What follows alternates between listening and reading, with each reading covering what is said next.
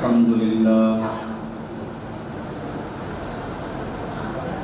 نحمده ونستعينه ونستغفره ونعوذ بالله من شرور أنفسنا ومن سيئات أعمالنا من يهده الله فلا مضل له ومن يضلل فلا هادي له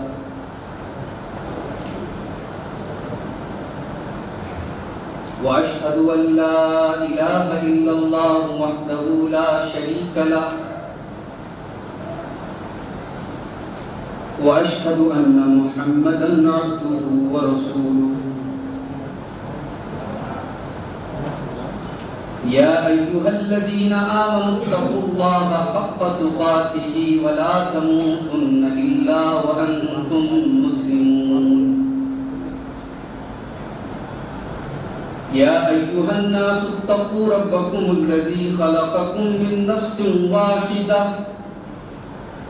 وخلق منها زوجها وبث منهما رجالا كثيرا ونساء واتقوا الله الذي تساءلون به والأرحام إن الله كان عليكم رقيبا يا أيها الذين آمنوا اتقوا الله وقولوا قولا سديدا يصلح لكم أعمالكم ويغفر لكم ذنوبكم ومن يطع الله ورسوله فقد فاز فوزا عظيما أما بعد فإن خير الحديث كتاب الله وخير الهدي هدي محمد صلى الله عليه وسلم وشر الأمور محدثاتها وكل محدثة بدعة وكل بدعة ضلالة وكل ضلالة في النار أعوذ بالله من الشيطان الرجيم بسم الله الرحمن الرحيم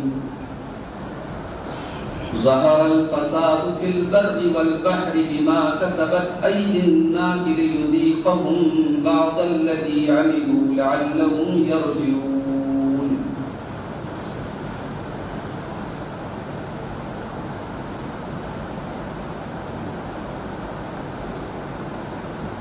سلام اس پر کہ جس نے بے کسوں کی دستگیری کی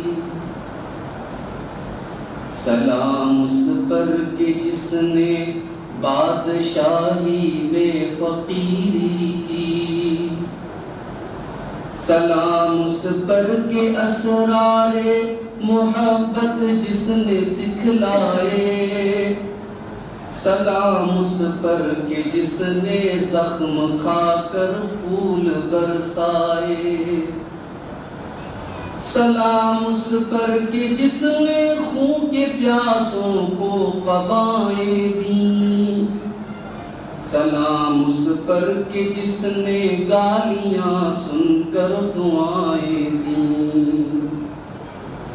سلام اس پر کہ جس کا ذکر ہے سارے صحائف میں سلام اس پر کہ جو مجروح سلام اس پر ہوا مجروح جو بازار طائف میں سلام اس پر کہ جس کے لوگ اس کو تنگ کرتے تھے سلام اس پر کہ گھر والے بھی جس سے جنگ کرتے تھے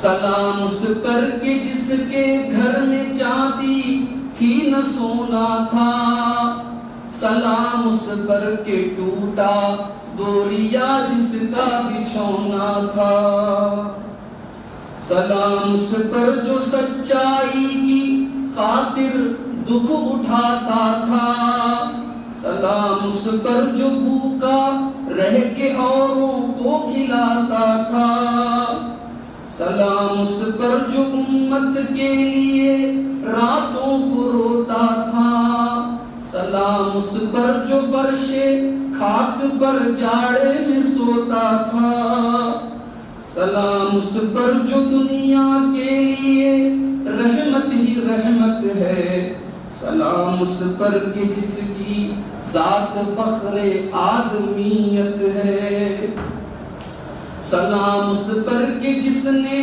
جھولیاں بھر دی فقیروں کی، سلام اس پر کہ مشکیں کھول دی جس نے اسیروں کی، سلام اس پر کہ جس کی چاند تاروں نے گواہی دی، سلام اس پر کہ جس کی سنگ پاروں نے گواہی دی، سلام اس پر کہ جس نے زندگی کا راز سمجھایا، سلام اس پر کہ جو خود بدر کے میدان میں آیا، سلام اس پر کہ جس کا نام لے کر اس کے شہدائی بڑھا دیتے ہیں ٹکڑا، بڑھا دیتے ہیں ٹکڑا سرفروشی کے فسانے میں، سلام اس پر کہ جس کی بزم میں قسمت نہیں سوتی، درود اس پر کہ جس کے ذکر سے سیری نہیں ہوتی، درود اس پر کہ جس کے تذکرے ہیں پاک بازوں میں، درود اس پر کہ جس کا نام لیتے ہیں نمازوں میں، درود اس پر جسے شمع شبستان ازل کہیے، درود اس ذات پر فخر بنی آدم جسے کہیے، سلام اس پر درود اس پر درود اس پر سلام اس پر۔ محترم علماء کرام، بزرگوں اور دوستوں، نوجوان ساتھیوں، پردہ نشین ماؤں اور بہنوں، پیارے بچوں، پہلی مرتبہ آپ کے شہر بیڈن میں حاضری کا موقع مل رہا ہے، اور بھائیوں نے بتایا کہ کافی عرصے کے بعد اس طریقے کا پروگرام یہاں منعقد ہوا ہے، اور بڑے خلوص کے ساتھ، بڑے شوق کے ساتھ، بڑے جوش کے ساتھ ہمارے بھائیوں نے موسم کے بہت ناساز ہونے کے باوجود آج اللہ کے اس گھر میں یہ مجلس سجائی ہے، اور آپ نے ہمارے بنارس سے آئے ہوئے دو ساتھیوں کی پرمغز تقریریں سماعت بھی کی، اور مجھے اب آپ کے سامنے حاضر ہونے کا موقع ملا ہے۔ رب العالمین آج کی ہماری اس مجلس کو شرف قبولیت بخشے، اور جو باتیں آج اس اسٹیج سے کتاب و سنت کی روشنی میں بیان ہوئی ہیں، اللہ کہنے والوں کو، سننے والوں کو، سب کو عمل کی توفیق عطا فرمائے۔ مجھے جو موضوع ملا ہے بڑا ہی اہم موضوع ہے اور بڑا عمومی موضوع ہے، اصلاح معاشرہ۔ جب ہم اصلاح معاشرہ کی بات کرتے ہیں تو ظاہر ہے ہم کسی خاص چیز کا ذکر نہیں کرتے۔ معاشرے میں پائی جانے والی جتنی خرابیاں ہیں، جتنے بگاڑ ہیں، وہ ساری چیزیں اس موضوع کے تحت آئیں، اور ظاہر ہے کہ تمام چیزوں کو 1 گھنٹے، سوا گھنٹے، 1.5 گھنٹے کی تقریر میں سمیٹا نہیں جا سکتا۔ میں کوشش کروں گا کہ معاشرے کی اصلاح کے جو اہم پوائنٹس میرے ذہن میں آ رہے ہیں ان کو میں آپ کے سامنے رکھوں، اس امید کے ساتھ اور اس دعا کے ساتھ کہ معاشرے میں پائی جانے والی جن خرابیوں کا میں ذکر کروں گا، اللہ تعالیٰ مجھے اور آپ سب کو ان سے بچنے کی توفیق عطا فرمائے، اور ہم سب کو معاشرے کی اصلاح کا ذریعہ بنا دے۔ آمین۔ میرے بھائیوں، آپ کبھی ڈاکٹر کے یہاں جب بیمار ہوتے ہیں، جاتے ہیں، تو ڈاکٹر کو آپ اپنی بیماریاں بتاتے ہیں، اپنے امراض بتاتے ہیں۔ اگر آپ کو کوئی خطرناک بیماری ہے، کوئی بڑی بیماری ہے، تو ڈاکٹر پہلے اس بیماری پر فوکس کرتا ہے۔ آپ کو معمولی سردی زکام ہے تو ڈاکٹر ہلکی پھلکی دواؤں سے کام چلا ہے، لیکن اللہ نہ کرے اگر آپ کو کوئی بڑا وائرس ہے، کوئی بڑی بیماری ہے، تو ڈاکٹر پہلے اس پر محنت کرے گا، ممکن ہوا تو جانچ کرائے گا، ممکن ہوا تو آپ کو کچھ اینٹی بائیوٹکس دے گا، کچھ ایسی چیزیں دے گا جس سے آپ اس بڑی بیماری سے پہلے کرتے ہیں۔ جب ہم معاشرے کی اصلاح کی بات کرتے ہیں تو معاشرے میں بہت سارے بگاڑ ہیں۔ کچھ بگاڑ ایسے ہیں جن کا تعلق ہمارے عمل سے، کچھ بگاڑ ایسے ہیں جن کا تعلق ہمارے اخلاق سے، کچھ بگاڑ ایسے ہیں جن کا تعلق ہمارے لین دین سے، ہمارے معاملات سے، اور سماج کے اندر کچھ بگاڑ ایسے ہیں جن کا تعلق ہمارے عقیدے سے، ہمارے بلیف سے ہے، ہماری آستھا سے۔ اور آپ جانتے ہیں کہ ہماری شریعت میں عقیدہ اس سب کو پری ہے، سب سے اوپر۔ اگر آپ کا عقیدہ صحیح نہیں ہے، آپ کی توحید صحیح نہیں ہے، تو تمام چیزیں بیکار ہیں۔ سب سے پہلے انسان کا عقیدہ صحیح ہونا چاہیے، انسان کی توحید صحیح ہونی چاہیے۔ اسلام کے اندر جب انسان داخل ہوتا ہے تو اسی کلمہ توحید کے ذریعے داخل ہوتا ہے۔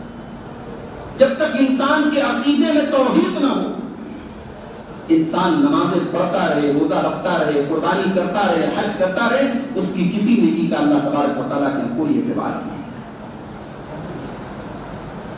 قُلْ هَلْ نُنَبِّئُكُم بِالْأَخْسَرِينَ أَعْمَالًا الَّذِينَ ضَلَّ سَعْيُهُمْ فِي الْحَيَاةِ الدُّنْيَا وَهُمْ يَحْسَبُونَ أَنَّهُمْ يُحْسِنُونَ صُنْعًا۔ اے نبی آپ فرما دیجئے سب سے زیادہ عمل کے اعتبار سے خسارے والے کون لوگ ہیں، گھاٹے والے کون لوگ ہیں؟ اے نبی سب سے زیادہ خسارے میں، سب سے زیادہ گھاٹے میں وہ لوگ ہیں جو دنیا میں نیکیاں کرتے رہے، نیک عمل کرتے رہے، لیکن ان کی کوئی نیکی اللہ تعالیٰ کے یہاں مانی نہیں جائے گی، ان کی تمام نیکیاں برباد ہو جائیں گی۔ یہ کون لوگ ہیں کہ جن کی تمام نیکیاں برباد ہو جائیں؟ یہ وہ لوگ ہوں گے جن کا عقیدہ صحیح ہے، جن کے پاس نیکیاں تو ہیں، اعمال تو ہیں، مگر ان کے پاس توحید نہیں۔ اللہ کے نبی جب مکہ میں آپ نے نبوت کا اعلان فرمایا تو اس وقت آپ کے آنے کے پہلے مکہ میں کچھ ایسے لوگ بھی تھے جو بظاہر بڑا نیک کام کرتے تھے، حاجیوں کو ستو پلاتے تھے، حاجیوں کی خدمت کرتے تھے، غریبوں کی مدد کرتے تھے، مگر مشرک تھے، ان کا عقیدہ شرکیہ تھا، ان کی توحید نہیں تھی۔ اللہ نے قرآن میں صاف صاف کہہ دیا، اے مکہ کے مشرکوں کان کھول کر کے سن لو، اجعلتم سقایۃ الحاج وعمارۃ المسجد الحرام، تم نے حاجیوں کو پانی پلا کر اور خانہ کعبہ کی تعمیر کر کے یہ سمجھ لیا کہ تم ان لوگوں کے برابر ہو جاؤ گی جو ایمان والے ہیں؟ ایسا کبھی نہیں ہو سکتا۔ شاہدین علی انفسہم بالکفر، جب تک تم کفر کے راستے پر ہو، جب تک تم شرک کے راستے پر ہو، تمہارا حاجیوں کو پانی پلانا، تمہارا خانہ کعبہ کی تعمیر کرنا، تمہارا یہ تمام نیکی کے کام کرنا اللہ کے یہاں کوئی فائدہ نہیں دے گا۔ سب سے پہلے توحید ہے۔ معاشرے کی اصلاح توحید کے بغیر نہیں کر سکتے۔ سماج میں امن، چین اور سکون قائم نہیں ہو سکتا جب تک توحید نہ ہو۔ اللہ نے فرمایا سورہ مائدہ کے اندر، الذین آمنوا ولم یلبسوا ایمانہم بظلم اولئک لہم الامن وہم مہتدون۔ جو لوگ ایمان لائے اور انہوں نے اپنے ایمان کے ساتھ شرک نہیں کیا، اپنے ایمان کو شرک کی ملاوٹ سے محفوظ رکھا، اپنے عقیدے کو شرک سے محفوظ رکھا، وہی لوگ امن میں اور شانتی میں دنیا میں بھی رہیں گے اور آخرت میں بھی رہیں گے۔ توحید سب سے پہلی چیز ہے۔ اور آج کا مسلمان سب سے زیادہ اگر کسی چیز سے دور ہے تو توحید سے۔ ہمارے کتنے بھائی ایسے ہیں جن کو زندگی پر یہ بتایا ہی نہیں گیا توحید کس چیز کا نام ہے، شرک کس چیز کا نام ہے، کون سی چیزوں سے توحید برباد ہو جاتی ہے، کون سی چیزوں سے انسان مشرک ہو جاتا ہے، ان کو کبھی بتایا نہیں۔ جو سارے نبیوں کا مشن تھا، جو قرآن کا اصل ٹاپک ہے، کوئی پوچھے قرآن کا سبجیکٹ کیا ہے، قرآن کا ٹاپک کیا ہے؟ قرآن الحمدللہ رب العالمین سے لے کر من الجنۃ والناس تک پوری توحید پر ہے۔ قرآن کا ٹاپک توحید، نبیوں کا ٹاپک توحید ہے. وَلَقَدْ بَعَثْنَا فِي كُلِّ أُمَّةٍ رَسُولًا, ہم نے ہر امت کے اندر رسول بھیجا. کیا پیغام دے کر کے بھیجا؟ أَنِ اعْبُدُوا اللَّهَ وَاجْتَنِبُوا الطَّاغُوتَ, اللہ کی عبادت کرو, اس کی توحید پر قائم رہو اور طاغوت سے بچو, غیر اللہ کی عبادت سے بچو. آج ہمارے کتنے بھائی ہیں نماز پر باتیں کرو بہت اچھے سے سنیں, سچائی کی باتیں کرو, اخلاق کی باتیں کرو, معاملات کی باتیں کرو, بڑے قریب آئے, جہاں اپنے توحید کی بات چھیڑتی, عقیدے کی بات چھیڑتی, ناراض ہو جائیں. معاف کیجیے میرے بھائی, ہمارے نبی جب مکہ میں آئے شراب عام تھی, زنا عام تھا, بدکاری عام تھی, لیکن میرے نبی نے اپنی دعوت کا آغاز توحید سے کیا تھا. سب سے پہلے آپ نے لوگوں کا عقیدہ سے. آپ کا اپنا چچا ابو لہب جب آپ نے صفا کی پہاڑی پر چڑھ کر کے اپنی قوم کو توحید کی دعوت دی تھی, تو آپ کے سگے چچا ابو لہب نے آپ کی مخالفت اسی توحید کی وجہ سے کی اور کہا تبن لکا لہذا جماعتنا, اے محمد نعوذ باللہ بربادی ہو تیرے لیے, یا تم نے ہمیں اس لیے اکٹھا کیا. سارا مکہ دشمن ہے توحید کی وجہ سے. بلال حبشی کو ریت پہ لٹایا گیا توحید کی وجہ سے, سمیہ کو شہید کیا گیا توحید کی وجہ سے. کتنے صحابہ شہید ہوئے اسی توحید کے لیے. مکہ چھوڑ کر کے حبشہ گئے توحید کے لیے, مکہ چھوڑ کر کے مدینہ گئے توحید کے لیے.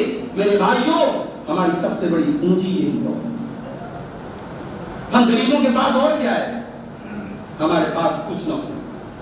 کل قیامت کے دن اللہ مجھے کیا لے کے آئے؟ ہم کہتے رب کچھ نہیں لے کے آئے, تیری توحید لے کے آئے, تیرے اوپر ایمان لے کے آئے. یہ پیشانی تیرے در کے علاوہ کہیں اور نہیں جھکائی, تیرے علاوہ کسی اور کے آگے ہاتھ نہیں پھیلایا. اگر یہ پونجی ہمارے پاس ہے تو ہم بچ جائیں گے. اور سب لے کے چلے گئے اور توحید نہ لے کے گئے.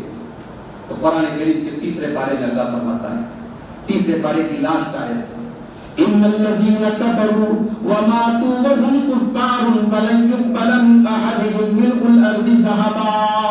جو لوگ ایمان کے بغیر دنیا سے جائیں گے, جو لوگ توحید کے بغیر دنیا سے جائیں گے, کل قیامت کے دن اگر وہ زمین بھر کے سونا بھی اللہ کی بارگاہ میں لے آئے, ان کا سونا قبول نہیں کیا جائے گا, وہ اللہ کے عذاب سے نہیں بچ پائیں گے. توحید کی حفاظت کرو گے. اس پیشانی کو اللہ نے آپ کی باڈی میں سب سے ٹاپ پر رکھا ہے. اس پیشانی کی عزت یہی ہے کہ اس پیشانی کو کسی غیر کے در پہ نہ جھکایا جائے. اس ہاتھ کو ہمیشہ اللہ کی بارگاہ میں پھیلایا جائے. اس زبان سے اگر کسی کی مشکل کشائی اور کسی کے دستگیری اور کسی کے رب ہونے کا اعتراف کیا جائے تو وہ ذات اللہ. لیکن آج ہماری امت مسلمہ کے اندر آج ہمارے بہت سارے بھائی ہیں جو توحید سے دور ہیں, اور اس کی پیشن گوئی بھی اللہ کے نبی نے فرمائی کہ میں 2 حدیثیں آپ کو سنانا چاہتا ہوں. ایک حدیث ترمذی کے اندر ہے, صحیح حدیث ہے. پیارے نبی صلی اللہ علیہ وسلم نے فرمایا لا تقوم الساعة حتى تلحق قبائل من امتی بالمشرکین. قیامت اس وقت تک نہیں آئے گی جب تک میری امت کے کچھ لوگ مشرکوں سے مل نہیں جائیں گے. وحتى يعبدوا الاوثان, یہاں تک کہ وہ بتوں کی عبادت کرنے لگیں گے. میری امت کے اندر بت پرستی ہوگی. مجھے اس سے زیادہ بہت روشنی ڈالنے کی ضرورت نہیں ہے. آپ عقل مند ہیں, آپ نظر اٹھا کے دیکھ لیں پورے ملک پر کہ کیا نبی کی یہ پیشن گوئی آج صادق آ رہی ہے کہ نہیں ہمارے حالات. دوسری حدیث آپ دیکھیں صحیح مسلم کی, اللہ کے نبی فرماتے ہیں لا تقوم الساعة حتى تضطرب علیات نساء درس حول ذی الخلصہ. قیامت اس وقت تک نہیں آئے گی جب تک قبیلے دوس کی عورتیں ذوالخلصہ نامی بت کا چکر نہیں لگائیں گی. یہ قبیلے دوس کون سا قبیلہ تھا؟ یہ حضرت ابو ہریرہ کا قبیلہ تھا, عرب کا بڑا مشہور قبیلہ تھا. بڑے بڑے صحابہ اس قبیلے سے تعلق رکھتے تھے, اور اس کا بہت بڑا بت تھا اس قبیلے کا ذوالخلصہ نام کا, دور جاہلیت کا. نبی نے فرمایا دور جاہلیت پلٹ کے آئے گا اور مسلمانوں کے اندر بت پرستی ہوگی, اور مسلمانوں کی عورتیں طواف کریں گی بتوں کا. آج وہ حالات ہم دیکھ رہے ہیں. آج یہ امت توحید سے دور ہے. اللہ کی قسم جب تک آپ عقیدے کو صحیح نہیں کریں گے, توحید کو صحیح نہیں کریں گے, معاشرے کی اصلاح کا خواب دیکھنا بند کر دیں. معاشرے کی اصلاح نہیں ہو سکتی. اور اپنے بھائیوں سے کہوں گا کہ کسی کو شرک کرتا ہوا دیکھو تو مذاق مت اڑاؤ, طنز نہ کرو.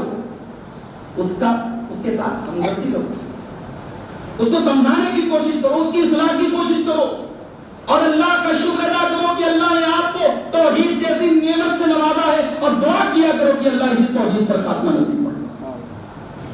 یہ شرک بڑی خطرناک چیز ہے، اس غلط فہمی میں نہ رہنا کہ صاحب ہمارا عقیدہ تو بڑا پکا ہے، ہمیں کوئی شرک کی طرف نہیں لے کے جا سکتا۔ اگر ابراہیم خلیل اللہ جیسے پیغمبر دعا کر رہے ہیں اللہ سے، کیا دعا کرتے ہیں؟ وَجُنُبْنِي وَبَنِيَّ أَن نَّعْبُدَ الْأَصْنَامَ، اے اللہ تو مجھے بھی بت پرستی سے بچا اور میری اولاد کو بھی تو بت پرستی سے بچا۔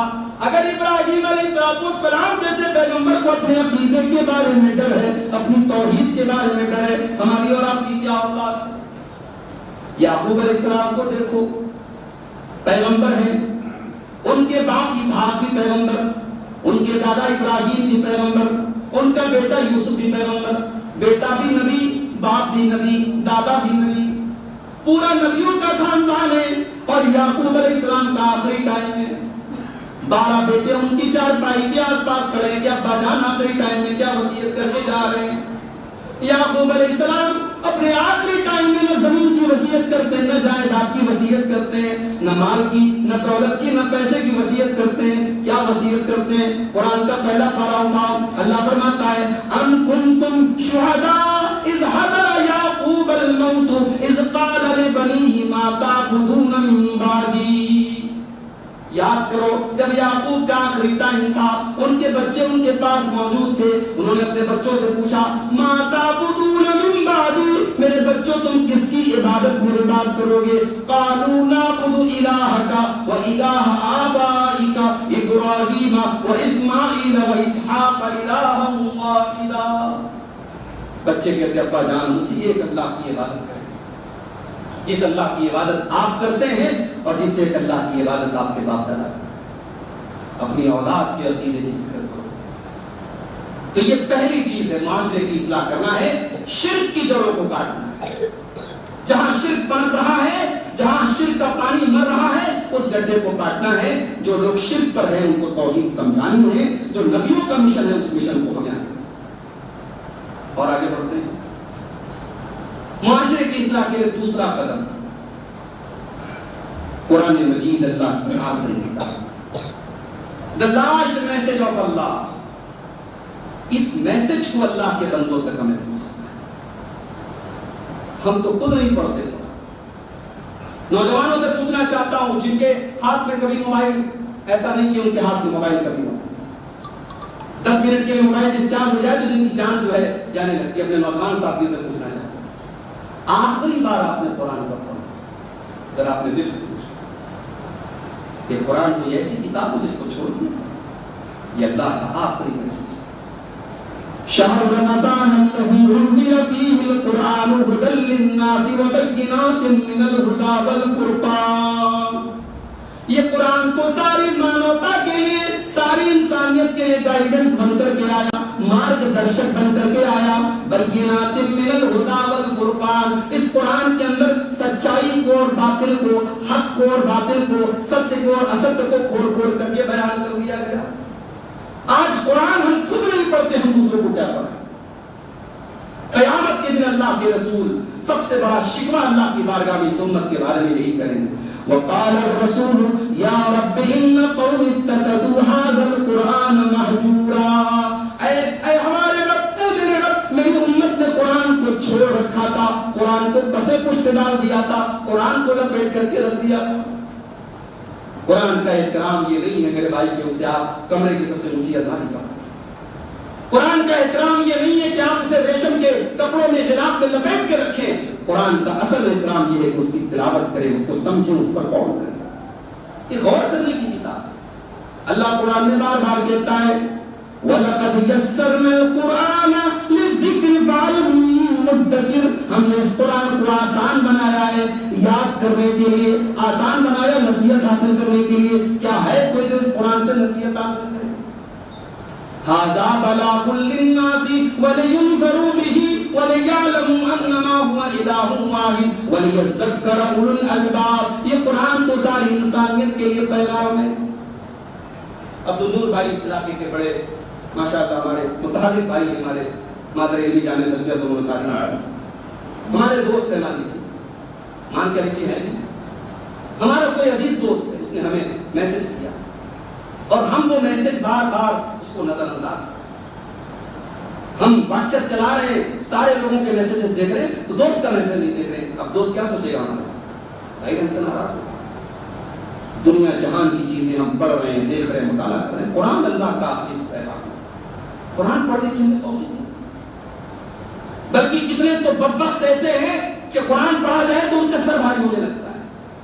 قرآن امام صاحب قرأت لمبی کر دے تو اس کا پارا چڑھنے لگتا ہے. امام صاحب تھوڑی ہلکی نماز پڑھا، تھوڑا قرأت تھوڑی مختصر کیجیے. یہ آج ہمارا حال ہے. کیا قرآن کی ایسی ویسی کتاب ہے؟ سورہ زمر کے اندر اللہ نے نقشہ کیا، اللہ نزل احسن الحدیث کتابا متشابہا مثانیہ تقشعر منہ جلود الذین یخشون ربهم ثم تلین جلودهم وقلوبهم الی ذکر اللہ. یہ قرآن تو اللہ کی وہ کتاب ہے جس کے مضامین بار بار دہرائے جاتے ہیں، جس کے اندر جو باتیں آئی ہیں وہ بار بار دہرائی جاتی ہیں. تقشعر منہ جلود الذین یخشون ربهم، اور اللہ سے ڈرنے والوں کے رونگٹے اس قرآن کو سن کر کے کھڑے ہو جاتے ہیں. قرآن تو وہ کتاب ہے. اما عائشہ نماز پڑھ رہی ہیں، نماز پڑھتے پڑھتے سورہ طور کی اس آیت پر اما عائشہ پہنچتی ہیں، تہجد کی نماز پڑھ رہی ہیں.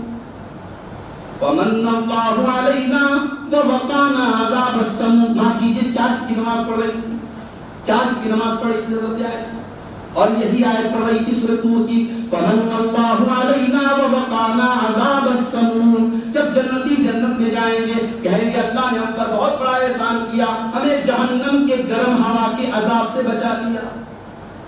آج ماشاءاللہ مسجدوں میں اسی لگی، جولائی کا مہینہ چلا، ہم سے گرمی برداشت ہوگی، جہنم کی گرمی ہم سے برداشت ہوگی. جنتی اللہ کا شکر ادا کریں گے، فمن اللہ علینا ووقانا عذاب السموم، اے اللہ تیرا کرم ہے، تو نے ہمیں جہنم کی گرم ہوا سے بچا لیا. حضرت عائشہ اس آیت کو پڑھتی چلی جا رہی ہے، روتی چلی جا رہی ہے. سننے والا تابعی بیان کرتا ہے کہ میں نے اماں عائشہ کو دیکھا کہ چاشت کی نماز پڑھ رہی ہیں اور اسی آیت کو دہرا رہی ہیں. میں بازار گیا، سودا سلف لینے کے لیے گیا، ان کے بھانجے کہتے ہیں حضرت عروہ کہ میں سودا سلف لے کر کے جب واپس آیا، اور پھر گھنٹے ڈیڑھ گھنٹے کے بعد کی بات کو بیان کر رہے ہیں کہ میں جب واپس آیا پھر میں نے دیکھا کہ حضرت عائشہ اسی آیت کو پڑھنے اور روتی چلی. ہمارے نبی کی بیویوں کا یہ حال تھا، ہمارے اسلاف کا یہ حال تھا، ہمارے نبی کا یہ حال تھا، اور آج ہم قرآن سے دور ہیں. میرے بھائیوں، معاشرے کی اصلاح تب تک نہیں ہو سکتی جب تک آپ قرآن کی طرف رجوع نہیں. جس طریقے سے موبائل کے لیے آپ بے چین رہتے ہیں، اپنے دوستوں کے میسیجز کے لیے بے چین رہتے ہیں، فیس بک کے لائکس کے لیے بے چین رہتے ہیں، اللہ کا اگر لائک حاصل کرنا ہے، اگر آپ چاہتے ہیں اللہ آپ کو لائک کرے تو اس کتاب کے قریب آنا پڑے گا. تو یہ دوسری چیز ہے جس کی طرف ہمیں رجوع کرنا ہے، قرآن کی طرف ہمیں.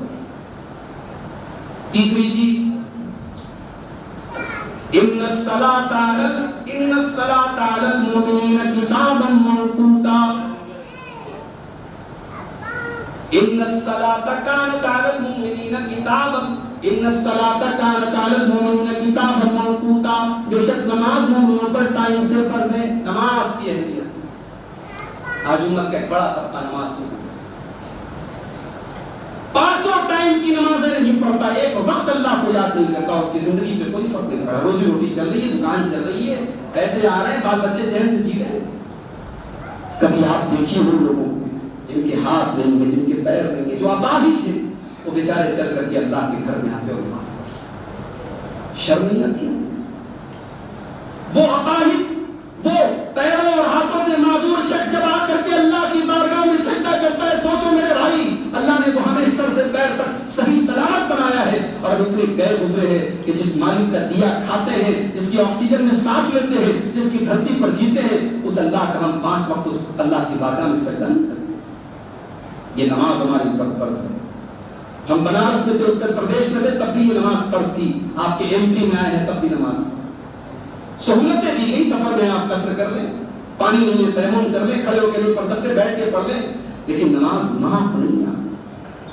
یہ نماز یہ مومن کی شان ہے، مومن کی پہچان ہے، اور جہنم میں لے کے جانے والی بہت بڑی چیز اس نماز کا چھوڑنا. قرآن کا 29واں پارہ کھولو. اللہ فرماتا ہے جب جنتی جنت میں جائیں گے. ٹریفک پولیس والے کوئی عالم دین تو نہیں تھے, ان کو بڑا عجیب لگا کہ یہ مرنے کے ٹائم یہ انا فی سقر کہہ کے کیوں جا رہا. انہوں نے اس علاقے کے عالم دین سے پوچھا کہ اس کا کیا مطلب ہے, یہ کیوں کہہ کر کے مر رہا تھا انا فی سقر کی مسئلہ. تو عالم دین نے قرآن کا 29واں پارہ کھول کے دکھایا کہ دیکھو اللہ فرماتا ہے کہ جب جہنمی سقر جہنم کا ایک نام ہے, جب وہ سقر میں جائیں گے اور جہنمیوں سے پوچھا جائے گا تم جہنم میں کیوں گئے, قالوا لم نكن من المصلين, تو وہ کہے کہ ہم نماز نہیں پڑھتے تھے. یہ جو کہہ کر کے گیا ہے میں سقر میں ہوں, اس کو موت کے ٹائم یہ احساس کرا دیا گیا کہ چونکہ وہ بے نمازی تھا اس لیے وہ جہنم کی طرف جا رہا ہے. میرے بھائیو, نماز کی پابندی, اپنے گھر کا ماحول نمازیوں کا ماحول بناؤ. اللہ کے نبی کو بچوں کو بھی نماز کا پابند بنانے کی تعلیم دیتے ہیں. مروا اولادکم بالصلاۃ وهم ابناء سبع, جب تمہارے بچے 7 سال کے ہو جائیں تو ان کو نماز کا آرڈر دو, نماز کا حکم دو. واضربوهم علیہا وهم ابناء 10, اور جب تمہارے بچے 10 سال کے ہو جائیں اور نماز نہ پڑھیں تو ان کی پٹائی کرو. 10 سال کا بچہ بالغ تو نہیں ہوتا ہے, نابالغ ہوتا ہے, لیکن اللہ کے نبی فرمائے 10 سال کے بچے کی پٹائی. یہ کون سے نبی کہہ رہے ہیں؟ وہ نبی جس نے خود کبھی بچوں پر ہاتھ نہیں اٹھایا. ہمارے نبی نے کبھی کسی بچے پر ہاتھ نہیں اٹھایا, لیکن آپ کہہ رہے ہیں کہ اپنے بچے کو مارو گے 10 سال کا ہو جائے نماز میں.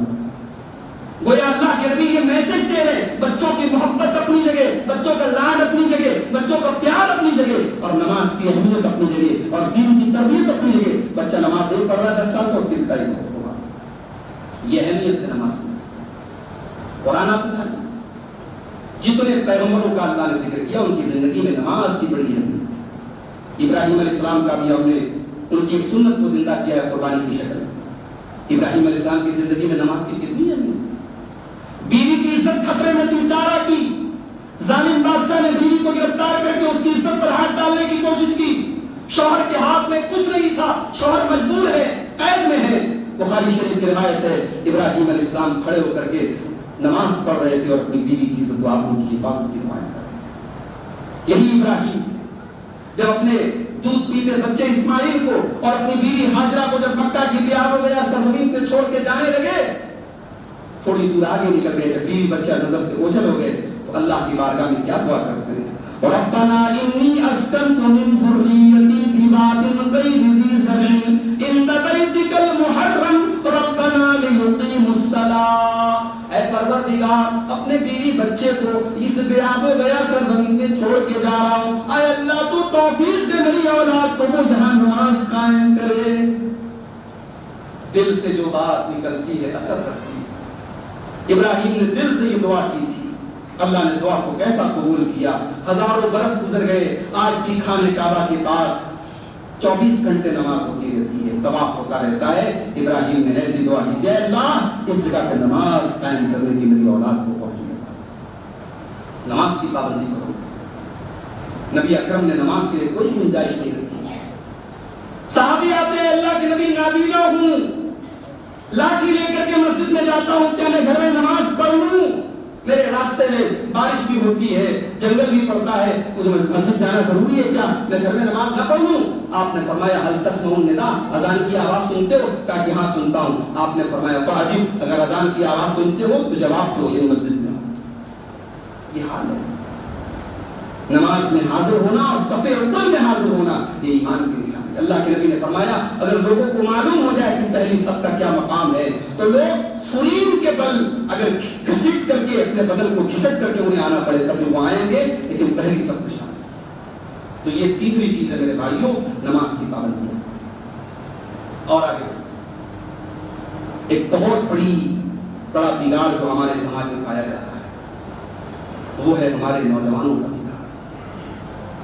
نوجوان کسی قوم کا سرمایہ ہوتے ہیں, قوم کی طاقت ہوتے ہیں, قوم کی پونجی ہوتے ہیں, قوم کی پہچان نوجوانوں سے. ہمارے نوجوان کی پہچان کس چیز سے؟ رات کو 2 بجے تک سوشل میڈیا پر فضول چیٹنگ کرنا, صبح دیر سے اٹھنا, طاقت ہے تو طاقت کا غلط استعمال کرنا, نشے کی چیزوں کا استعمال کرنا, پیسہ کمانے کے لیے ہر جائز ناجائز طریقے اپنانا, یہ آج ہمارے نوجوانوں کی. کبھی اٹھا کر کے دیکھو اپنے نبی کی سیرت کو. نبی نبی اکرم نے اسلام کی تبلیغ کی ہے.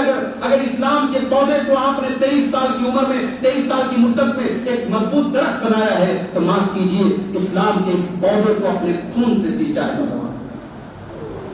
ابو بکر صدیق اسلام لائے, عمر کتنی ہے؟ 37 سال. عمر فاروق اسلام لائے, عمر کتنی ہے؟ 36 سال. عثمان غنی اسلام لائے, عمر کتنی ہے؟ 20 سال. حضرت علی اسلام لائے, عمر کتنی ہے؟ 12-13 سال. حضرت زید نوجوان, حضرت بلال نوجوان, عبداللہ بن مسعود نوجوان, اللہ کی تلوار خالد بن ولید نوجوان, اسامہ بن زید نوجوان. یہ نبی اکرم کی پوری ٹیم ہے جنہوں نے نبی اکرم کے لیے اپنی جان نچھاور کی تھی. میرے بھائی میں اتنا نوجوان. آج ہمارا نوجوان کہاں کھڑا ہے؟ میرے نوجوان ساتھیوں, آج آپ کا بگاڑ اس امت کا بگاڑ. اگر آپ نے اپنے آپ کو نہیں سدھارا یہ امت نہیں سدھر سکتی, اس امت کے حالات نہیں سدھر سکتے. آج اس امت کو نوجوان, ایسے نوجوانوں کی ضرورت ہے جس کی زندگی کا مقصد اللہ کو راضی. قل ان صلاتي ونسكي ومحياي ومماتي لله رب العالمین. اے نبی آپ کہہ دیجئے میری نماز اللہ کے لیے, میری قربانی اللہ کے لیے, میرا جینا اللہ کے لیے, میرا مرنا اللہ کے لیے. ایسے نوجوانوں کی ضرورت ہے آج. میرے نوجوان ساتھیوں, اللہ نے آپ کو جوانی کیسی نعمت دی ہے, اس نوجوانی کا آپ سے الگ سے حساب ہے. اللہ الگ سے حساب دے گا آپ سے اس جوانی کا. اللہ کے نبی فرماتے ہیں لا تزول قدم ابن آدم من عند ربه یوم القیامہ. قیامت کے دن انسان اپنی جگہ سے ہل نہیں سکتا جب تک 5 سوالوں کا جواب نہ دے دے. نمبر 1, ان عمری فیما افنا, میں نے تجھ کو جو عمر دی تھی, جو زندگی دی تھی, تو نے اپنی زندگی کو کہاں گزارا. دوسرا سوال, وان شبابه فیما ابلا, تو نے اپنی جوانی کو کہاں گزارا. دیکھیے عمر کا حساب الگ ہے, جوانی کا حساب. حالانکہ عمر میں جوانی بھی آ گئی, لیکن اللہ جوانی کا حساب الگ سے لے گا کہ تیری عمر میں جو 20 سے 40 سال کا دور آیا تھا, تو نے اس دور کو. آج افسوس ہوتا ہے اس قوم کے نوجوانوں کو دیکھ کر کے افسوس ہوتا ہے. مجھے محبت ان جوانوں سے ہے ستاروں پہ جو ڈالتے ہیں کمر. علامہ اقبال نے کہا تھا آج ان نوجوانوں کی ضرورت ہے. قرآن کریم میں اللہ نے سورہ کہف کے اندر کچھ نوجوانوں کا ذکر کیا. یہ وہ نوجوان تھے جو بڑے باپ کی اولاد تھے, خوشحال گھرانوں کے لڑکے تھے, محلوں میں رہتے تھے, حویلیوں میں رہتے تھے. اپنے محلوں کا عیش و آرام چھوڑ کر, اپنے باپ کی دولت چھوڑ کر, اپنی پراپرٹی چھوڑ کر ان نوجوانوں نے جا کر کے غار کا رخ کیا تھا. پہاڑ کی غار میں جا کر کے سو گئے تھے تاکہ اپنے ایمان کی حفاظت کر سکیں, اپنی توحید کی حفاظت کر سکیں. اللہ نے ان نوجوانوں کا نام قرآن میں بیان نہیں کیا, ان کا خاندان کیسا تھا اللہ نے بیان نہیں کیا, یہ کتنے اسمارٹ اور ہینڈسم تھے اللہ نے بیان نہیں کیا. مگر اللہ نے ایک چیز کو ہائی لائٹ کیا. اللہ نے فرمایا انہم فتیۃ آمنوا بربہم وزدناہم ھدی. یہ چند نوجوان تھے جو اپنے رب کے اوپر ایمان لائے. نوجوان اللہ نے ان کی نوجوانی کو ہائی لائٹ کیا. میرے نوجوان ساتھیوں, اپنی جوانی کی اہمیت کو سمجھو. جوانی میں انسان وہ کر سکتا ہے جو بڑھاپے میں نہیں کر سکتا. اسی لیے اللہ کے نبی خاص طور سے نوجوانوں کو آپ ٹارگیٹ کرتے ہیں, نوجوانوں کو موٹیویٹ کرتے ہیں اور نوجوانوں کی حوصلہ افزائی کرتے ہیں. اللہ کے 18 سال کے اسامہ بن زید کو اللہ کے نبی کمانڈر بناتے ہیں اور بڑے بڑے صحابہ کو ان کے انڈر میں جنگ میں جانے کا حکم. نبی اکرم نے نوجوانوں کی بڑی جو ہے ان کی حوصلہ افزائی کی. اس لیے میرے نوجوانوں, آپ کا دین کی طرف آنا بہت ضروری ہے. اور آگے دیکھیں, معاشرے کی اصلاح کرنا چاہتے ہیں. معاشرہ بنتا ہے مردوں سے اور عورتوں سے, اور عورت وہ ماں بھی ہوتی ہے, وہ بیوی بھی ہوتی ہے, وہ بیٹی بھی ہوتی ہے, وہ بہن بھی ہوتی ہے. عورت کے کئی کسی نے بڑی اچھی بات کہی, عربی کا جملہ ہے کہ المرأۃ نصف الامہ, عورت امت کا آدھا حصہ ہوتی ہے. کسی بھی قوم کا آدھا حصہ عورت ہوتی ہے, اور جو آدھا حصہ مردوں کا ہوتا ہے اسے جنم دینے والی بھی عورت ہے. نیپولین بوناپارٹ نے کہا تھا کہ مجھے پڑھی لکھی عورتیں دے دو, give me an educated woman, مجھے پڑھی لکھی عورت دے دو, I shall give you an educated nation, میں تمہیں پڑھی لکھی قوم دوں. یہ نیپولین کا جملہ تھا. اس جملے کو ہم تھوڑا سا چینج کر دیتے ہیں. آپ دیندار عورتیں سماج میں پیدا کریں. میں آپ کو ایک دیندار معاشرہ دینے کے لیے, جس سماج کی عورتیں دیندار ہو جائیں اس سماج کی اصلاح ہو جائے گی. میرے بھائیوں, آٹومیٹک. جب ماں دیندار ہوگی, جب ماں پردہ والی ہوگی، جب ماں حیا والی ہوگی، جب ماں اللہ سے ڈرنے والی ہوگی، اپنے بچوں کو بھی وہی تربیت دے گی، وہی تعلیم دے گی۔ میں آپ سے سوال کرتا ہوں، اسماعیل علیہ السلام مکہ میں رہتے تھے، باپ ان کے فلسطین میں رہتے تھے، باپ سینکڑوں کلومیٹر تھوڑا سا رک جاتے نا، تقریر کے بعد چلا دیتے ہیں، تھوڑا سا رک جائے 10-15 منٹ اور رک جائیں، اس کے بعد چلا جائیں۔ اب لوگ کھانے لگیں گے تو تکلیف کا ہوتا ہے۔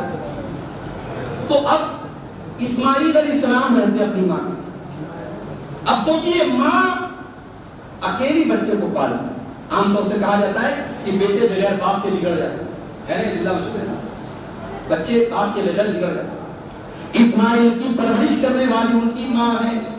اور میری پیاری ماں بہنوں، عورت کا کردار دیکھو، اسماعیل کو جنم دینے والی ہاجرہ، ان کی پرورش کرنے والی ہاجرہ، مکہ میں بغیر باپ کے ان کو پالنے والی ہاجرہ۔ اور اسماعیل جب جوان ہوتے ہیں اور باپ آ کر کے کہتے ہیں، بیٹا میں نے خواب دیکھا ہے، میں تجھے اپنے ہاتھوں سے ذبح کر رہا ہوں، بیٹا تو بتا تیری کیا رائے ہے؟ علماء کہتے ہیں کہ ابراہیم علیہ السلام رائے نہیں دے رہے تھے، ابراہیم دیکھنا چاہ رہے تھے میرے بیٹے کی تربیت کیسے، میرا بیٹا ہے کیسا، میں نے اتنی دعاؤں سے یہ بیٹا مانگا ہے، بڑھاپے میں مجھے یہ بیٹا ملا ہے، یہ بیٹا میرا وارث ہے بھی کہ نہیں، میرا بیٹا کہلانے کے لائق ہے بھی کہ نہیں۔ ابراہیم آزمانا چاہتے تھے اپنے بیٹے، وہ تو جاتے بیٹے کو پکڑ کے ذبح کر ہی سکتے تھے، وہ بیٹے کو پالنا چاہتے تھے۔ آج کا نوجوان ہوتا تو کیا جواب دیتا؟ شاید آپ اپنے باپ پر 10 انگلی اٹھا دیتا، 10 سوال کر دیتا کہ آپ مجھے ذبح کرنے کی بات کرتے؟ آپ نے تو مجھے بچپن سے لے کے جوانی تک اپنے سائے سے محروم رکھا، باپ کے ہوتے ہوئے میں نے یتیمی کی زندگی گزاری ہے، اور آج آپ مجھے ذبح کر دیں۔ آج کا بیٹا ہوتا تو باپ 10 باتیں سنا دیتا، مگر وہ اسماعیل قال یا ابت فعل ما تؤمر ستجدنی ان شاء اللہ من الصابرین۔ اے ابا جان، اللہ نے آپ کو جو حکم دیا ہے آپ پورا کر ڈالیے، اگر اللہ نے چاہا تو آپ کا بیٹا صبر کرنے والوں میں سے ہوگا۔ علامہ اقبال اس واقعے پر روشنی ڈالتے ہوئے کہتے ہیں، یہ فیضان نظر تھا یا کہ مکتب کی کرامت تھی، سکھائے کس نے اسماعیل کو آداب فرزندی۔ اور لوگوں، اسماعیل کون سے اسکول میں پڑھے تھے، کون سے مدرسے میں پڑھے تھے، کون سے کس کی صحبت میں رہے تھے؟ اسماعیل نے کسی مدرسے میں کسی اسکول میں نہ پڑھا تھا، اسماعیل نے ہاجرہ کی گود میں پڑھا تھا۔ آج ہاجرہ کی جیسی عورت، میری ماں اور بہنوں، سماج کی آدھی برائیاں ختم ہو جائیں گی اگر ہماری مائیں بہنیں اپنے کردار کو سمجھیں۔ آج افسوس ہوتا ہے جب ہم یہ سنتے ہیں کہ ہماری قوم کی بیٹیاں آج مرتد ہو گئی۔ اور میں اپنے نوجوانوں کو ایک بات اور کہنا چاہتا ہوں کہ ہماری قوم کی بعض لڑکیاں یقیناً مرتد ہوئی، یہ صحیح رپورٹ ہے، مگر سوشل میڈیا نا دل کو تاڑ بنانے والی چیز ہے۔ کبھی کبھی ہم کیا کرتے ہیں، چھوٹی سی نیوز کو اتنا بڑا کر کے پیش کرتے ہیں۔ ابھی آج کل آپ لوگوں نے سنا ہوگا ایک بڑا معاملہ چل رہا ہے حکومت کی طرف سے کہ بھائی فلاں ایک جو ہے قانون کو لاگو کرتے ہیں، میں اشاروں میں بات کر رہا ہوں، فلاں قانون کو لاگو کرتے ہیں۔ اب مسلمان جذبات کی ہو رہا ہے، صاحب یہ ہونے والا ہے، وہ ہونے والا ہے۔ بھائی آپ ایک بات سمجھ لیجیے، کسی کا پولیٹیکل ایجنڈا آپ مت بنیے۔ کوئی قانون اگر لاگو ہوگا تو پورے ملک کا ہوگا، آپ اکیلے اس ملک کے شہری نہیں ہیں، ٹھیک ہے؟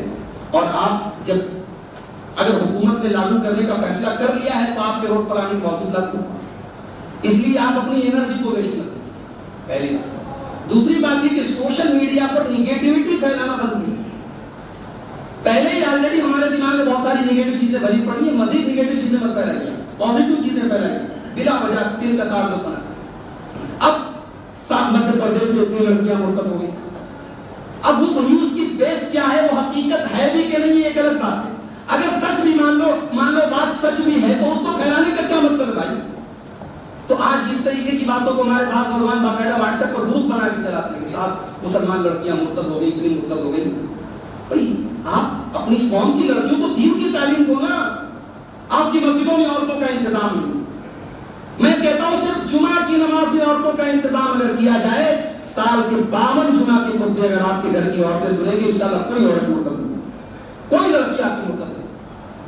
آپ نے اپنی بیٹیوں کو ایمان اور اسلام بتایا کر رہے ہیں، کے جی سے لے کر کے گریجویشن تک آپ کی بیٹی جس کانوینٹ اسکول میں، جس کالج میں، جس یونیورسٹی میں پڑھتی ہے، اسے اللہ کون ہے، رسول کون ہے، اسلام کیا ہے، ایمان کیا ہے، توحید کیا بتانے والا کوئی تھا ہی نہیں۔ آپ نے 500 روپے دے کے مولوی صاحب کو بٹھایا ٹیوشن پڑھانے کے لیے، مولوی صاحب آئے ڈٹو توتے کی طرح قرآن پڑھا کے چلے گئے، بیٹی نے عقیدہ کہاں سیکھا، ایمان کہاں سیکھا آپ کی؟ تو آپ کی غلطی ہے کہ اس قوم کی بیٹی کی غلطی کم ہے۔ آپ نے جو بیج بویا ہے، آپ ببول کا پیڑ کو کر کے آم نہیں توڑ سکتے یار۔ اپنی بیٹیوں کی تعلیم پر توجہ دیجیے۔ نبی کے دور کی عورتوں کو دیکھیے، لاؤڈ اسپیکر کا زمانہ نہیں ہے، عیدین کا خطبہ ہو رہا ہے، اللہ کے نبی عورتوں کے درمیان الگ سے جا کے خطبہ دے رہے ہیں۔ اللہ کے نبی مردوں کے درمیان تقریر کرنے کے بعد عورتوں میں الگ سے تقریر کر رہے ہیں۔ عورتیں کہتی ہیں اللہ کے نبی ذهب الرجال بحدیث کا، مرد لوگ آپ کی باتیں زیادہ سنتے ہیں، ہمیں آپ کی باتیں کم مل پاتی ہیں، ہمارے لیے الگ سے آپ ٹائم فکس کیجئے۔ اللہ کے نبی خواتین کے الگ سے ٹائم فکس کیجئے۔ بیٹل مالو آپ کو اس پر بھی کام کرنے کی ضرورت ہے۔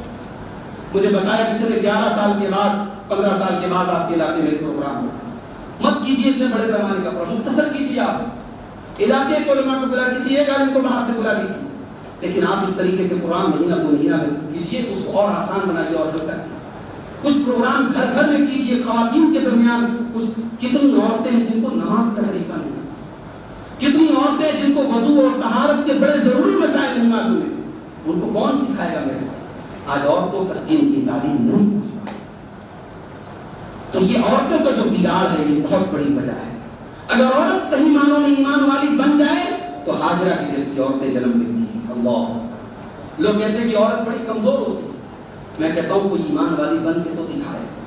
حضرت ہاجرہ کو دیکھو، جب حضرت ابراہیم اپنی بیوی ہاجرہ کو مکہ کی بیا وغیرہ سرزمین میں چھوڑ کے جانے لگے، دور دور تک نہ کوئی انسان ہے، نہ پانی کا کوئی قطرہ ہے، نہ اناج کا کوئی دانہ ہے۔ جب ابراہیم چھوڑ کے جانے لگے، حضرت ہاجرہ نے پوچھا اِلَى مَن تَتْرُكُونَ، اے میرے سرتاج کس کے حوالے چھوڑ کے جا رہے ہیں؟ ابراہیم علیہ السلام نے کوئی جواب نہیں دیا۔ پھر پوچھا اللَّهُ أَمَرَكَ بِهَذَا، اے میرے سرتاج کیا اللہ نے آپ کو اس کا حکم دیا ہے؟ ابراہیم علیہ السلام نے کہا کہ ہاں یہ اللہ کا حکم ہے۔ جب اتنا اس اللہ کی بندے نے سنا، جب اماں ہاجرہ نے یہ جملہ سنا کہ یہ اللہ کا حکم ہے، وہ میری پیاری ماں بہنوں کیا جواب دیتی ہیں؟ ہائے ہائے، اس جواب کو سنو، کہتی ہیں اِذًا لَا يُزَيِّنُ اللَّهُ أَبَدًا، اے میرے سرتاج اگر اللہ کا حکم ہے اللہ ہمیں کبھی برباد نہیں کرے گا، اللہ ہمیں کبھی رسوا نہیں کرے گا۔ یہ ایمان ایک عورت تھا کہ اگر اللہ کا حکم ہے اللہ ہمیں برباد نہیں کرے گا۔ آج ایسی عورتوں کی ضرورت ہے، آپ صحیح تربیت دیجئے تو عورت تو وہ ہے جو ایمان کو بچانے کے لیے اپنی جان دے۔ ہماری تاریخ سمیہ کی جیسی عورتوں سے بھری پڑی، حضرت سمیہ جن کو یہ آفر کیا گیا کہ تم ایمان چھوڑ دو ہم تمہیں چھوڑ دیں گے، ان کے جوان بیٹے کے سامنے ان کو برہنہ کر دیا گیا، ننگا کر دیا گیا۔ ایک ماں کے لیے اس سے بڑھ کے اذیت کیا ہو سکتی ہے؟ اس کے جوان بیٹے کے سامنے اسے ننگا کر دیا جائے۔ حضرت سمیہ نے یہ اذیت گوارا کر لی مگر ایمان کو نہیں چھوڑا۔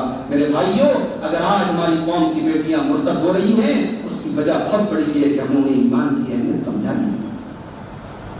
نبی اکرم سے پوچھا گیا ایُّ النساء خیر، اے اللہ کے نبی کون سی عورت سب سے بہترین عورت ہے؟ آپ نے فرمایا التی تسرہ اذا نظر وتطیعہ اذا امر ولا تخالفہ فی نفسها ومالہ بما یکرہ۔ بہترین عورت کی 3 نشانی ہیں، شوہر جب کوئی حکم دے تو بیوی مان لے، شوہر دیکھے تو خوش ہو جائے اور اپنی آبرو کی حفاظت کرے اور شوہر کے مال کی حفاظت کرے۔ یہ 3 پہچانیں بہترین عورت۔ اس لیے میری مائیں اور بہنیں اس پر توجہ دیں، عورتوں کی اگر اصلاح ہو گئی تو سماج کی اصلاح ہو گئی۔ اسی طریقے سے میرے بھائی اگر معاشرے کی اصلاح ہمیں کرنا ہے تو ہمیں تھوڑا سا اپنے اخلاق پر بھی توجہ دیں۔ عقیدے کا چیپٹر ٹھیک ہے، نماز بھی ماشاءاللہ 5 ٹائم کی حاضری ہے، معاملات بھی ٹھیک ٹھاک ہے، اخلاق بڑا گندا ہے، اخلاق بڑا کسی سے بولتے ہیں تو ایسا لگ رہا ہے بول نہیں رہے، مار رہے ہیں، الفاظ منہ سے الفاظ کی جگہ پتھر نکل رہے ہیں۔ کیوں بھائی؟ ارے مولوی صاحب آپ نہیں جانتے، یہ بڑے بدعقیدہ لوگ ہیں، یہ ایسے لوگ ہیں، یہ ویسے لوگ ہیں۔ میں کہتا ہوں فرعون کوئی معمولی آدمی تھا، کتنا بڑا ظالم تھا فرعون، بچوں کا قاتل تھا۔ اللہ اللہ کے مقابلے میں اپنے آپ کو کھڑا کر دے، کہتا میں رب ہوں تمہارا۔ اللہ نے جب موسیٰ علیہ السلام کو بھیجا فرعون نے کہا تو کیا کہا؟ ہائے فَقُولَا لَهُ قَوْلًا لَّيِّنًا، اے موسیٰ اے ہارون، جب تو فرعون سے بات کرنا تو نرم الفاظ میں بات کرنا، لَعَلَّهُ يَتَذَكَّرُ أَوْ يَخْشَىٰ، شاید کہ وہ نصیحت حاصل کر جائے یا ڈر جائے۔ فرعون جیسے ظالم سے اللہ کہہ رہا ہے نرمی سے بات کرو، اور تمہاری زبان میں اتنی کڑواہٹ کیوں میرے بھائی؟ اور کسی مفسر نے بڑا پیارا جملہ کہا اس آیت میں کہ فرعون نے انا ربکم الاعلی کہا تھا کہ میں تم سب کا رب ہوں، اور فرعون جیسے انسان سے اللہ نے موسیٰ علیہ السلام سے کہا کہ جاؤ اے موسیٰ فرعون سے نرمی سے بات کرو۔ تو جو سبحان ربی الاعلی کہے گا، جو انا ربکم الاعلی کہہ رہا تھا، اس کے ساتھ اللہ تبارک و تعالیٰ نرمی برتنے کا حکم دے رہا ہے۔ تو جو اللہ کو سبحان ربی الاعلی کہے گا، جو اللہ کی بارگاہ میں سر جھکائے گا، سوچو اللہ اس کے ساتھ کتنے کرم کا معاملہ کرے گا، کتنے رحم کا معاملہ۔ تو میرے بھائی اپنے اخلاق کو نرم بناؤ۔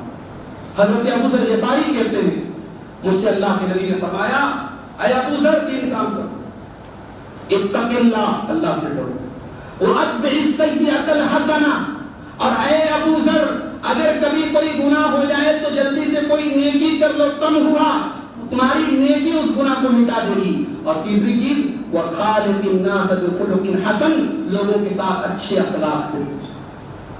نبی اکرم کی یہ حدیث بھی سن لیجیے، شاید آپ نے نہ سنی ہو، ما من شیء یوضع فی المیزان اثقل من حسن الخلق، قیامت کے دن اللہ کے ترازو پر اگر سب سے بھاری کوئی چیز ہوگی تو بہترین اخلاق۔ اپنے اخلاق کو بہتر بنا لو میرے بھائی، اپنے اخلاق کو بہتر بنا لو۔ آج آپ کی دعوت صحیح ہے، آپ کا منہج صحیح ہے، آپ کا پیغام صحیح ہے، لیکن اگر آپ کا اخلاق اچھا نہیں ہے سامنے والے پر آپ اثر نہیں ڈالتا ہے۔ میرے نبی نے اپنے اخلاق سے لوگوں کا دل جیتا ہے۔ اللہ قرآن میں کہتا ہے وَلَا تَسْتَوِي الْحَسَنَةُ وَلَا السَّيِّئَةُ ادْفَعْ بِالَّتِي هِيَ أَحْسَنُ فَإِذَا الَّذِي بَيْنَكَ وَبَيْنَهُ عَدَاوَةٌ كَأَنَّهُ وَلِيٌّ حَمِيمٌ، اے نبی برائی کا بدلہ اچھائی سے دیجئے، پھر دیکھیے آپ کا کٹر دشمن آپ کا جگری دوست ہے۔ اور آگے اصلاح معاشرہ کرنا ہے، آپ کو معاشرے کی اصلاح کرنا ہے، آپ عقل حلال اور عقل حرام کی کتنی پرواہ ہے۔ ابھی آپ نے شیخ ظفر نعمان مکی صاحب کا پورا کتاب سنا حلال و حرام کا نام۔ آج کتنے مسلمان ہیں ان کی زندگی کا یہ ٹارگٹ ہے پیسہ کماؤ۔ آج آن لائن جوا کھیلا جا رہا ہے اور بڑی تعداد میں ہمارا نوجوان جوا کھیل رہا ہے۔ آئی پی ایل کا میچ ہو رہا تھا، بڑی تعداد میں ہمارے نوجوان سٹے بازی میں ملوث تھے۔ شیئر مارکیٹ میں بہت ساری جس نے جوا کیا ہمارا نوجوان اس میں شامل ہے۔ میں کہتا ہوں میرے بھائی کیا حلال طریقے سے پیسہ نہیں کمایا جا سکتا؟ اسی حلال کمائی سے عثمان غنی بن گئے، اتنی دولت کمائی کہ جب اسلام کو ضرورت پڑی عثمان غنی نے اپنا خزانہ لوٹا دیا۔ نبی اکرم نے اعلان فرمایا، مسجد نبی کے جگہ تنگ پڑ رہی تھی بازو کی زمین کے بارے میں آپ نے فرمایا جو خرید کے دے میں جنت کی گارنٹی دیتا ہوں۔ عثمان غنی کھڑے لے کہا اللہ کے نبی میں خرید کے وقف کرتا ہوں۔ مدینہ میں میٹھے پانی کا ایک ہی کنواں تھا، آپ نے فرمایا جو بے رما کو خرید کے مسلمانوں کو وقف کر دے گا میں جنت کی گارنٹی دیتا ہوں۔ عثمان غنی کھڑے ہوئے اے اللہ کے نبی میں تمہیں کو خرید کر کے مسلمانوں کو دے رہا ہوں۔ جنگ تبوک کا موقع آیا، نبی اکرم نے صحابہ سے اعلان کیا اس لشکر کی تیاری کے لیے تم تعاون کرو، میں جنت کی گارنٹی دیتا ہوں۔ عثمان غنی کہتے ہیں اے اللہ کے نبی میں 100 اونٹ ماں ساز و سامان کے اللہ کی راہ میں دیتا ہوں۔ نبی نے پھر اعلان کیا 100 اونٹ اور بڑھا دیا، پھر اعلان کیا 100 اونٹ اور بڑھا دیا، 900 اونٹ دیے، 50 گھوڑے دیے، 1000 سونے کے سکے دیے اور 500 روپیہ چاندی دی۔ اتنا صدقہ خیرات کیا حضرت عثمان غنی نے غزوہ تبوک کے موقع پر کہ اللہ کے نبی نے ان کے دیناروں کو اپنے ہاتھ میں لے کے کہا ما ضر عثمان ما عمل بعد اليوم تب کو عثمان کا کوئی عمل آج کے بعد اس کو نقصان نہیں پہنچا سکتا۔ یہ حلال کمائی کی برکت ہے۔ آج اگر آپ کوشش کریں، ہمت مردہ مدد خدا فارسی کی کہاوت ہے، آپ حلال کے راستے پر آگے بڑھیں اور آپ یقین رکھیں میرے نوجوان ساتھی، آپ جو پیسہ حرام طریقے سے کما رہے ہیں کوئی ایسا نہیں کہ آپ اپنے مقدر سے زیادہ کمائیں۔ مقدر میں جتنی روزی لکھی ہے وہ تو ماں کے پیٹ میں جب ہم اپنی ماں کے پیٹ میں تھے 120 دن کے تھے، 4 مہینے کے تھے، اللہ کے پیارے حبیب فرماتے ہیں جب بچہ ماں کے پیٹ میں 4 مہینے کا ہوتا ہے 4 چیزیں لکھی جاتی ہیں۔ اس کا عمل لکھ دیا جاتا ہے، اس کی عمر لکھ دی جاتی ہے، اس کی روزی روٹی لکھ دی جاتی ہے، اور وہ شقی ہو گیا یا سعید، بدبخت ہو گیا یا خوشبخت، وہ لکھ دیا جاتا ہے۔ تو ہماری روزی روٹی تو ماں کے پیٹ میں لکھ دی گئی، تم جوا کے ذریعے، تم سود کے ذریعے، تم لاٹری کے ذریعے، تم حرام طریقے سے اپنی روزی بڑھا نہیں سکتے۔ یاد رکھو میرے بھائی، حلال طریقے سے پیسہ کماؤ۔ آج ہم جو اپنے نوجوانوں کی یہ حالات دیکھتے، ہمیں اللہ کے نبی کی وہ حدیث یاد آتی ہے۔ آپ نے فرمایا تھا یاتی علی الناس زمان لا یبالی المرء من این اخذ المال، ایک دور ایسا آئے گا میری امت کے اوپر کہ لوگ حلال کی پرواہ نہیں کریں گے، لوگوں کو صرف اس بات کا کی رہے گا، معاملہ رہے گا کہ میرے پاس پیسہ آنا چاہیے، حلال سے آ رہا ہے یا حرام سے آ رہا ہے اس کی کوئی پرواہ نہیں۔ اور ایک بڑا اہم مسئلہ وراثت کا مسئلہ ہے۔ یہ یونیفارم سول کوڈ کا مسئلہ چل رہا ہے اور اس میں باتیں آ رہی کہ صاحب اگر یونیفارم سول کوڈ لاگو ہو گیا تو پھر لڑکی اور لڑکیوں کو برابر دینا پڑے گا۔ برابر چھوڑ دو، جو اسلامی قانون ہے اس کے حساب سے کون دے رہا ہے؟ بھائی باپ کی پوری پراپرٹی پر عیش کر رہا ہے، بہن بیچاری غربت میں اور فقر و فاقہ کی زندگی، ٹھوکروں کی زندگی گزار رہی ہے، اور بھائی کو شرم نہیں آتی۔ اگر بہن مطالبہ کر لے تو بھائی رشتہ توڑ دے گا۔ کہاں گئی مسلمان کی غیرت؟ کہاں گیا تیرا ایمان؟ تیری بہن تیرے باپ کا جو ترکہ ہے اس میں تیری بہن کا حصہ، اور یہ حصہ تیرا احسان نہیں ہے، تیرے رب نے تیرے باپ کی پراپرٹی میں تیری بہن کا حصہ رکھا۔ کبھی آپ اٹھائیے سورہ نساء کی آیت۔ مسلمانوں میں بڑا اختلاف ہے، بہت سارے مسائل میں، نماز میں اختلاف ہے، روزے میں اختلاف ہے، وراثت میں کوئی اختلاف نہیں۔ وراثت قرآن سے ثابت ہے، اللہ نے پورا وراثت کا مسئلہ قرآن میں بیان کر دیا، اور جہاں اللہ نے وراثت کا مسئلہ قرآن میں بیان کیا وہاں اللہ نے کیا جملہ استعمال کیا، تلک حدود اللہ، اے میرے بندو یہ وراثت کے جو قانون ہم بیان کر رہے ہیں اللہ کی بنائی ہوئی حدیں ہیں۔ وَمَن يُطِعِ اللَّهَ وَرَسُولَهُ يُدْخِلْهُ جَنَّاتٍ تجری من تحتها الانہار خالدین فیہا، جو اللہ کی اطاعت کرے گا، جو اس کے رسول کی اطاعت کرے گا، اللہ اس کو جنت میں داخل کرے گا۔ وَذَلِكَ الْفَوْزُ الْعَظِيمُ، یہ بہت بڑی کامیابی ہے۔ وَمَن يَعْصِ اللَّهَ وَرَسُولَهُ وَيَتَعَدَّ حُدُودَهُ يُدْخِلْهُ نَارًا خَالِدًا فِيهَا، اور جو اللہ کی حدوں کو کراس کرے گا، جو اللہ کے قانون کو توڑے گا، جو وراثت کی ان باتوں کو نہیں مانے گا، اللہ اس کو جہنم میں داخل کرے گا اور وہ جہنم میں ہمیشہ رہے گا۔ وَلَهُ عَذَابٌ مُّهِينٌ، اور اس کے لیے بڑا ذلیل کر دینے والا عذاب ہے۔ ہم تیار ہیں اللہ کے عذاب کے لیے؟ میرے بھائیوں، اگر مسلمان ہو تو پورے مسلمان ہو، وراثت میں اپنی بہن اور بیٹی کا حق مت ٹکارو، ان کا حق ان کو دیتے جاؤ، اور یاد رکھو قیامت کے دن انصاف ہوگا۔ دنیا میں شاید انصاف نہ ہو پائے، دنیا میں شاید بھائی بہن کا حق مار لے، دنیا میں شاید کوئی کسی کا حق مار لے، قیامت کے دن اللہ کی بارگاہ میں دینا پڑے گا۔ اللہ کے نبی فرماتے ہیں لَتُؤَدُّنَّ الْحُقُوقَ إِلَىٰ أَهْلِهَا، دنیا میں لوگوں کا حق دے دو ورنہ قیامت کے دن دینا پڑے گا۔ حَتَّى يُقَادَ لِلشَّاةِ الْجَلْحَاءِ مِنَ الشَّاةِ الْقَرْنَاءِ، یہاں تک کہ بغیر سینگ والی بکری پر اگر سینگ والی بکری نے کوئی ظلم کیا ہے تو اس کا بھی حساب اس بکری کو دینا۔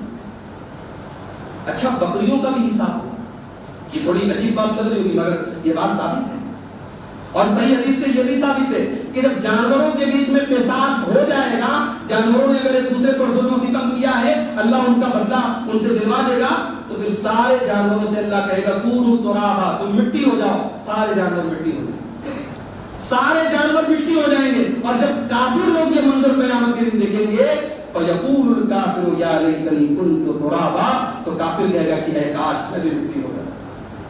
یہ منظر دیکھ کر کے کافر کہے گا کہ اے کاش میں بھی مٹی ہو جاتا۔ تو میرے بھائی، آپ دنیا میں جو وراثت کا حق ہے وہ لوگ نہیں کرتے۔ اور ایک آخری چیز بیان کر کے بات ختم کرنے جا رہا ہوں، معاشرے کی اصلاح کا بہت بڑا پہلو ہمارے شادی بیاہ سے جڑا ہے۔ ہم بات کریں زناکاری کی، ہم بات کریں بدکاری کی، ہم بات کریں گھروں میں پائے جانے والے بگاڑ کی، اور اپنے شادی بیاہ کے سسٹم کو ہم صحیح نہ کریں، معاف کیجئے یہ زناکاری ختم نہیں ہو سکتی۔ جس سماج کا نوجوان 30 سال کا 35 سال کا بغیر نکاح کے بیٹھا رہے، اور جس قوم کی غریب کی بیٹیاں اپنی جوانی کی عمر کو کراس کریں اور ان کے لیے مناسب رشتے نہ ملے، اس قوم میں اگر بدکاری اور زناکاری پھیل رہی ہے تو کوئی حیرت کی بات نہیں۔ اور وجہ کیا ہے؟ وجہ یہ ہے کہ آج ہم نے شادی بیاہ کا جو معیار اور اسٹینڈرڈ بنایا ہے وہ دنیا میں، لڑکے والوں کو خوبصورت لڑکی چاہیے، دولت مند لڑکی چاہیے، لڑکی والوں کو خود کمانے والا لڑکا چاہیے، نہ ادھر والے کمپرومائز کرنے کو تیار ہے نہ ادھر والے کمپرومائز کرنے۔ لڑکی ہم نے ایسے گھر میں دے دی جہاں شرک ہو رہا ہے، جہاں بدعات ہو رہی ہیں، جہاں ہماری لڑکی کو عیدگاہ لے جانے پر پابندی ہے، ہم بڑے دھڑلے سے دے رہے ہیں صرف اس لیے کہ صاحب اچھے کمانے والے لوگ ہیں، بڑا اچھا مکان ہے، بڑی اچھی بلڈنگ ہے، بڑی دولت والے لوگ ہیں، ہمیں کیا اپنی بیٹی اور اس کی آنے والی نسلوں کے ایمان اور عقیدے کی کوئی فکر نہیں۔ میں نے دیکھا ہے کہ جن لوگوں نے اس کی فکر نہیں کی ہے میرے بھائی، میں نے دیکھا ہے ان کی نسلیں برباد ہوئی ہیں، ان کے نواسے اور نواسیاں شرک میں لپٹ رہے ہیں، ان کی پوری نسلیں خراب۔ بڑے بڑے عالموں کے گھر میں نے یہ حالات اور یہ منظر دیکھے۔ اللہ کے واسطے جس طریقے سے آپ نماز کے معاملے میں مسلمان ہیں، جس طریقے سے آپ عبادات کے معاملے میں مسلمان ہیں، شادی بیاہ کے معاملے میں بھی اپنے نبی کی سنتوں پر چلنے والے ہیں۔ اللہ کے نبی فرماتے ہیں تنکح المرأۃ لأربع، جب عورت کا نکاح ہوتا ہے تو 4 چیزیں عورت کے اندر دیکھی جاتی ہیں، لمالها ولحسبها ولجمالها ولدینها، مال دیکھا جاتا ہے، خوبصورتی دیکھی جاتی ہے، دینداری دیکھی جاتی ہے، اور حسب و نسب دیکھا جاتا ہے۔ آپ نے فرمایا فاظفر بذات الدین، دیندار عورت کو گھر میں لے کے آ جاؤ، کامیاب ہو جاؤ۔ نبی نے دینداری دیکھی، نبی نے کسی آپ کی 9 بیویاں ایک ساتھ ہیں، سب الگ الگ قبیلے کی، اس میں حضرت ماریہ بھی ہیں جو قبطی نسل کی، اس میں حضرت جویریہ بھی ہیں جو دوسرے قبیلے کی ہیں، ساری قریش کی نہیں ہیں، الگ الگ قبیلوں کی۔ آپ نے قبیلہ اور آپ نے اپنی بیٹیوں کی شادی کی تو آپ نے دولت نہیں دیکھی، آپ نے سب سے لاڈلی بیٹی حضرت فاطمہ کی شادی حضرت علی سے کی جن کے پاس کوئی خاص دولت پیسہ نہیں تھا۔ تو نبی نے فرمایا رشتے میں دینداری دیکھو، برکت آئے گی گھر میں، آپ کے بھلائی آئے گی دینداری۔ یہ جو جہیز کا لین دین ہو رہا ہے، کہیں ڈیمانڈ ہو رہی ہے، کہیں بغیر ڈیمانڈ کے ٹیبل کے نیچے سے کام ہو رہا ہے۔ میں نے کئی علاقوں میں یہاں تک دیکھا ہے کہ شادی کے دن دلہا جو کپڑا پہنا ہے وہ بھی لڑکی کے باپ کر دیا۔ میرے بھائیوں ان چیزوں کی اصلاح کرو۔ ابھی میں کہاں گیا تھا مجھے یاد نہیں آ رہا ہے، کسی علاقے میں گیا، بڑا اچھا ماحول میں نے دیکھا کہ وہاں لڑکی کی شادی میں کھانا نہیں، پورے گاؤں نے اتفاق کر رکھا کہ ہمارے لڑکی کی شادی میں کھانا نہیں۔ اب غریب لڑکی کا باپ بھی ٹینشن فری ہے، مجھے کھانے کا انتظام نہیں کرتا۔ کتنے غریب آج کے دور میں لڑکی کی شادی کرنے کے لیے لوگوں سے بھیک مانگتے ہیں، بینکوں سے قرضہ لیتے ہیں۔ مجھے آپ کو ایک مثال لا کے دے دیجیے کہ نبی کے دور میں، صحابہ کے دور میں کسی لڑکی کے باپ نے مسجد میں جا کر کے صدقہ اور زکات مانگی اور خیرات مانگی ہو۔ یہ حالات ہم نے پیدا کیے ہیں۔ اسلام کا دامن اس سے پاک ہے۔ اسلام نے لڑکی کے باپ کو ان سب بوجھوں سے آزاد کر کے رکھا ہے، اپنے شادی بیاہ کو ان بوجھوں سے آزاد کیجیے۔ اللہ کے نبی فرماتے ہیں ان اعظم النکاح برکۃ ایسرہ مؤونۃ، سب سے زیادہ برکت والا نکاح وہ ہے جس میں سب سے کم خرچ کیا۔ آج امت کو بہت سارے مسائل کی ضرورت ہے۔ آج مسلمانوں کے علاقوں میں اچھے ہاسپٹل نہیں ہیں، اچھے ادارے نہیں ہیں، مسلمانوں کے کتنے غریب بچے ٹیلنٹڈ ہے، پڑھائی نہیں پوری کر پا رہے ہیں۔ آج ہمارے سرمایہ کی بہت ساری جگہوں پر ضرورت ہے اور ہم فضول چیزوں میں، شو آف میں، نمائش میں اپنی دولت کو استعمال کر رہے ہیں۔ میرے بھائیوں، دولت کا صحیح استعمال کیجیے اور شادی بیاہ کو آسان اور سادگی والی شادی۔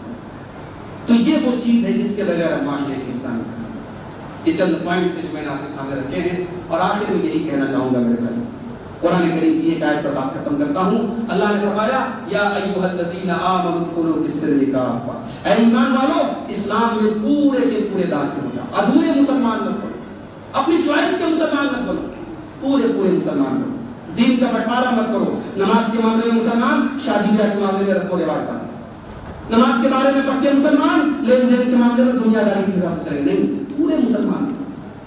حضرت عمر کے دور میں جب مارکیٹ حضرت عمر جاتے تھے تو حضرت عمر اعلان کرتے تھے کہ مارکیٹ میں کوئی ایسا انسان کاروبار نہ کرے جو دین کے احکام نہیں جانتا، حلال و حرام نہیں جانتا، وہ کاروبار نہ کرے۔ ہمارے مارکیٹ میں وہی کاروبار کرے جو حلال و حرام جانتا ہے۔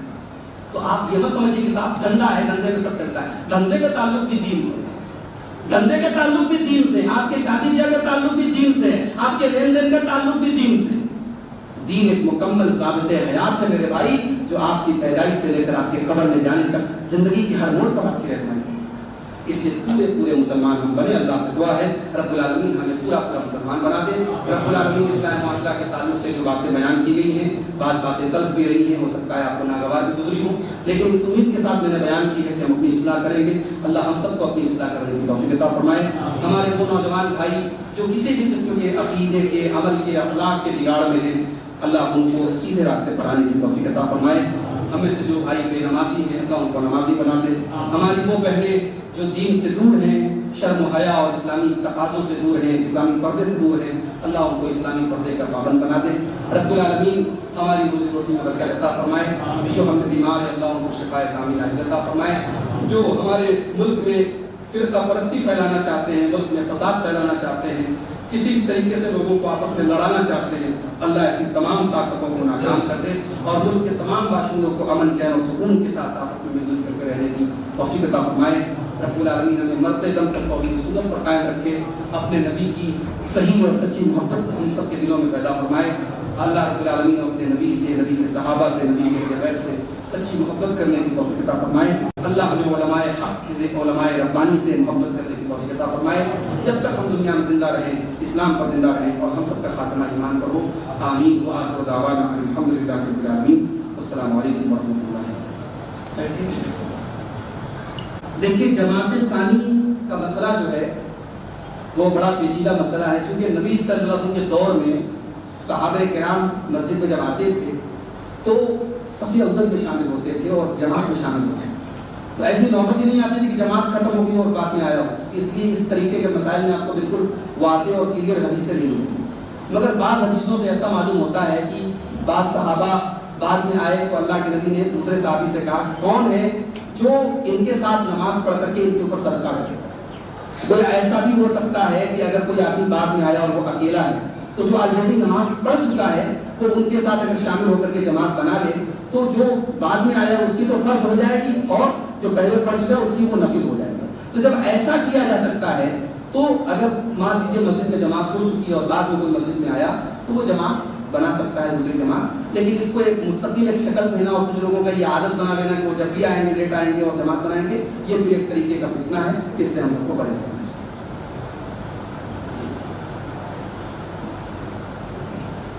ایسے حدیث سے ثابت ہے اس کی قربانی کر سکتے ہیں، لیکن اب آپ کی طبیعت کے اوپر ہے، اگر آپ نہیں چاہتے اس کی قربانی کرنا آپ اس کو چھوڑ دیجیے، دوسرے جانور کی کر لیجیے، لیکن جو مسئلہ ہے جائز ہے۔